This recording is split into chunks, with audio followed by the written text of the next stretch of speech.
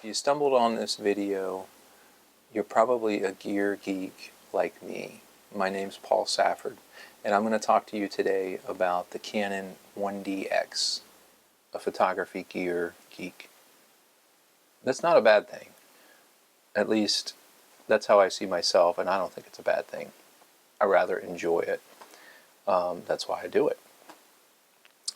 I wanted to ramble on a little bit about a camera I found in a local shop, an actual brick and mortar camera store, not MPB or some other used outlet like eBay. I go to a little shop in Newark, Delaware called Cameras, etc. The guys there have all worked in photography their entire career, and they're happy to help. You can get all kinds of services done there as well, like scanning, printing. You can even buy new equipment. You can buy used equipment. So early this year I had gone, I think just to kind of touch base with the guys that work there, because I'm a regular, and I don't know if they see me as a friend, but I see them as a friend. So I wanted to go and chat with them before I go on this big trip that I had planned to Southeast Asia. I ended up going to Vietnam, Taiwan. I did a tour in Taiwan from the south to the north, and Cambodia. And I spent about 5 months in Southeast Asia. On the trip, I brought with me a Canon M6 Mark II, so that's the now defunct mirrorless APS-C system that Canon had. And I've kept mine because I like the small size, but the problem I had with that system over there was the files are too big. I have shot for pay before. I guess it defines me as a professional. I've been involved with photography in some form or another for well over 30 years, since the early 90s. I worked as a lab tech doing 1-hour photos. I did sales. I got into digital photography like a lot of people in the early 2000s. So I go to see my buddies over there at Cameras, etc., Newark, Delaware, and they had something I couldn't resist. Now, I didn't take this to Vietnam with me. I wanted to keep it light. When you travel internationally, you have weight restrictions, and I've traveled to Vietnam before, and domestically within Vietnam, the weight restrictions on domestic flights are pretty low, not to mention the fact that it's hot there all the time. There's a joke with foreigners who visit, there's 2 seasons, there's hot and there's hot and wet. So I went during the hot season, and I didn't want to carry a lot of gear. You know, I kept the light camera with me. But what I'm talking about today is this camera right here. This is the EOS 1DX.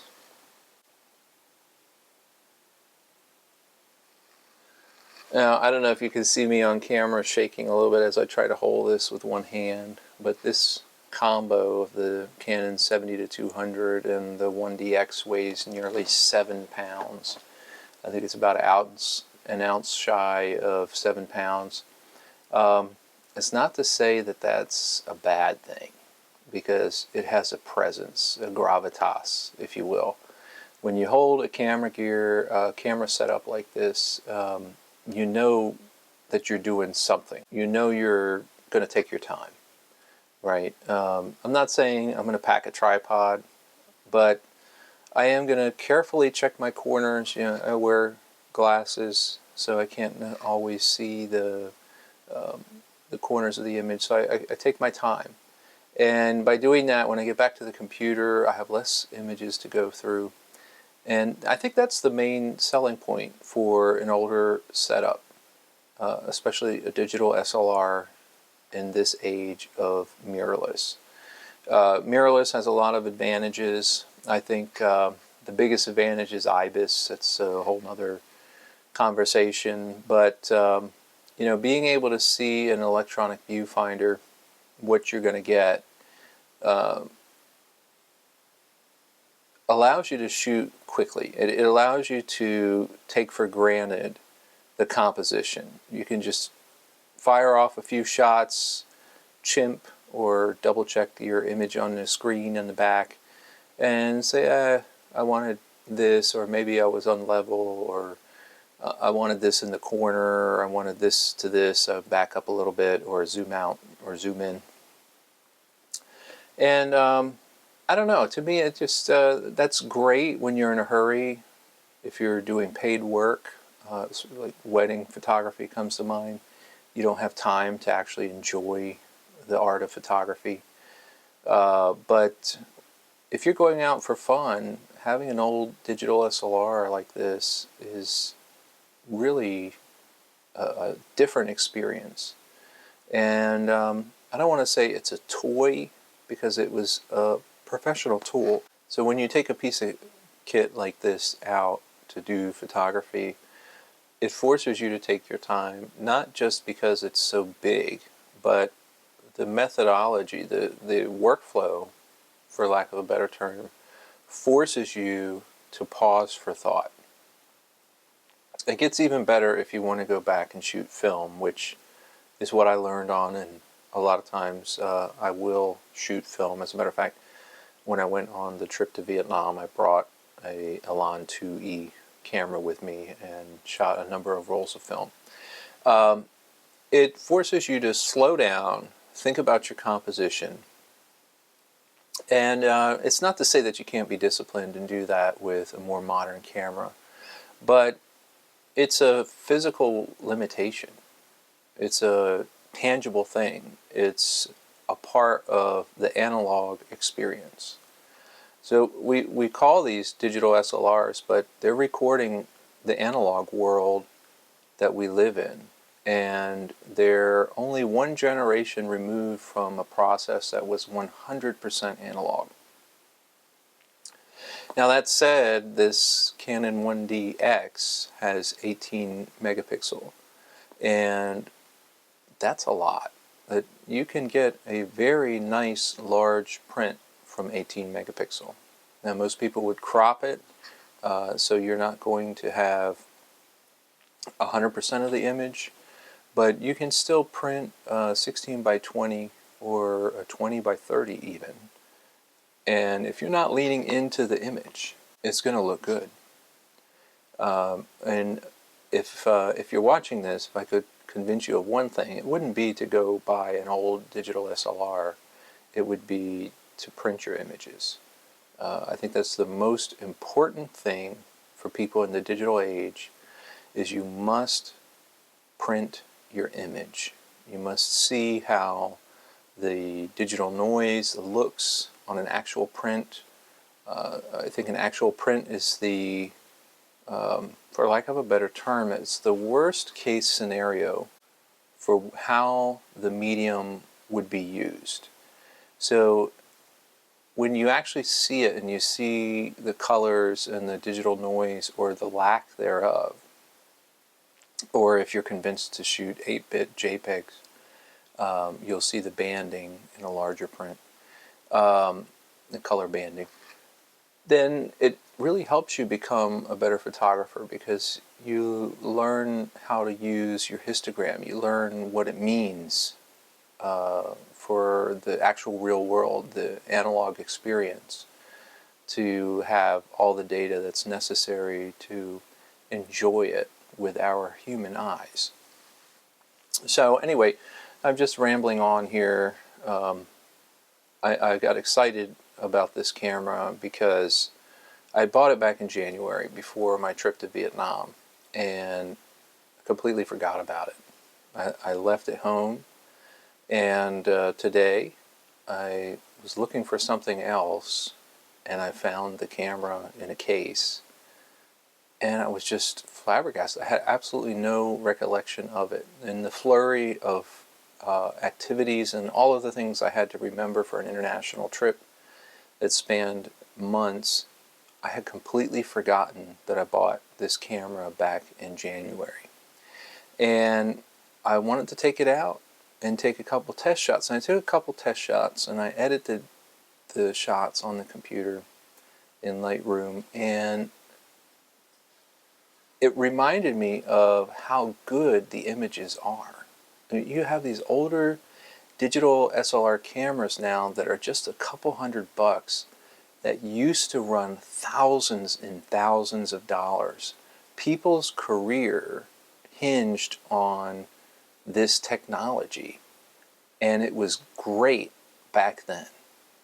If somebody would have received this camera back in 2012 at their workplace, or a professional who was doing freelance would have saved the money or decided to earmark funds for this camera, it would have been an incredible experience. You got 12 or 14 frames per second shooting for action photography, and you've got dual processors to clean up that raw image and have very low noise and very deep files for excellent image recovery from shadows and highlights. So when I edited the photos today, I thought, let me make a video. Part of the motivation was not only the camera, but B&H had a special on the Harmonic wireless microphones, and I wanted to try them out. So here's my first attempt at making a review, or maybe not a review, but just a discussion about digital cameras or digital SLRs in 2025. If you've stumbled across this video and you like it, please give me a like. Consider subscribing. I have very low subscribers. For years I had done music videos for underserved artists in Austin. Please feel free to check some of those out. A lot of those I did for free. So, you know, if they're not professional grade or whatever, please forgive me. But they did serve their purpose for a lot of artists. They were able to use those videos to help them find gigs. You know, they work freelance, they do weddings, or they do other events and work in nightclubs, etc. And it would mean a lot to me if you were able to check those out, and if you enjoy them, give them a like. A lot of those artists are under-recognized, let's say. Anyway, so this is the Canon 1DX. I've got mounted on there a Canon 70-200 f2.8. Again, this combination is almost 7 pounds. The Canon 1DX is a replacement for this little guy, the 1D Mark IV. And this is another camera that, you know, could be a whole discussion, because the 1D Mark IV was an APS-H sensor. So it has a 1.3x crop. It's a little bit lower resolution, 16 megapixel instead of 18. But because it's an APS-H processor,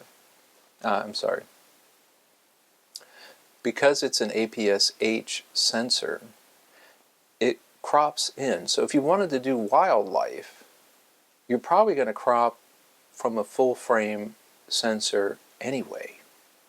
So you've got all these great EF lenses that you can use, and not just EF, you can adapt so many lenses to the EF line. You can adapt M42, you can adapt F-mount lenses, you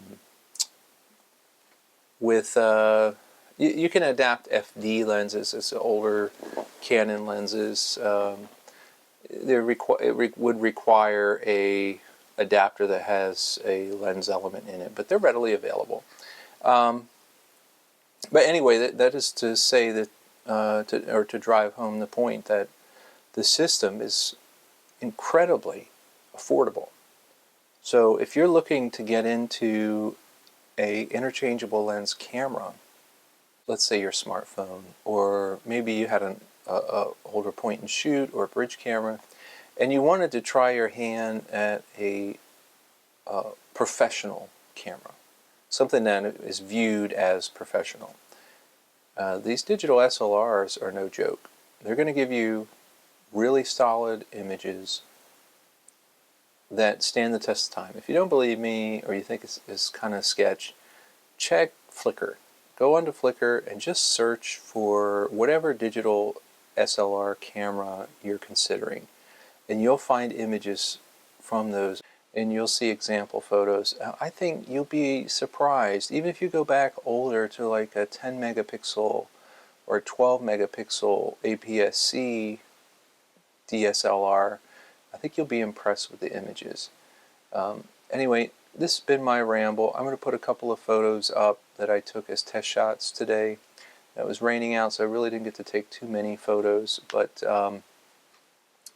I've got some photos just out in my backyard, and I'm lucky I have a farm right in the backyard. So there's a cornfield, and with the rain, the clouds were kind of puffy and dramatic. So I did some black and whites so you can see what the camera can do in black and white mode.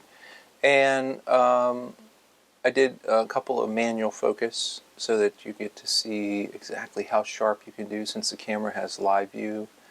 That's an important feature. If you're going to buy an older digital SLR, you might want to consider ensuring it has live view, since you'll be able to digitally punch in and focus critically with a older adapted lens.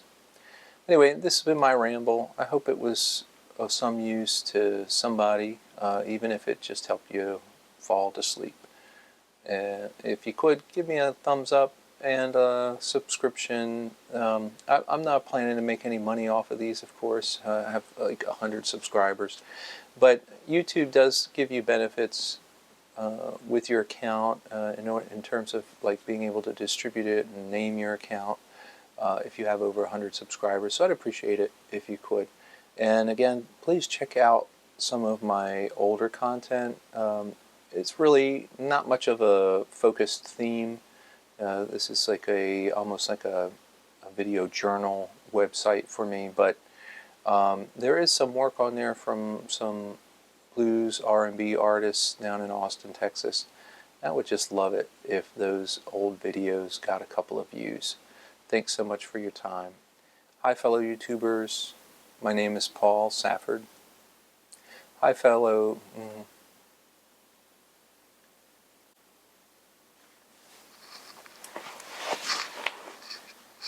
Hey there, YouTubers.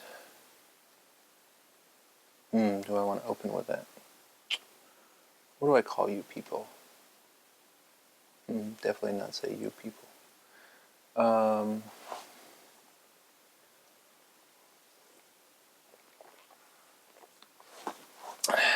If you clicked on this video, you're probably a geek like me.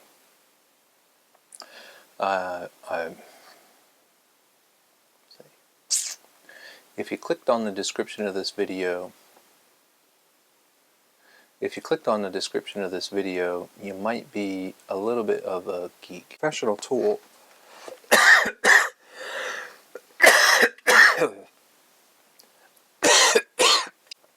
I'm such a geek, I'm not used to talking to people.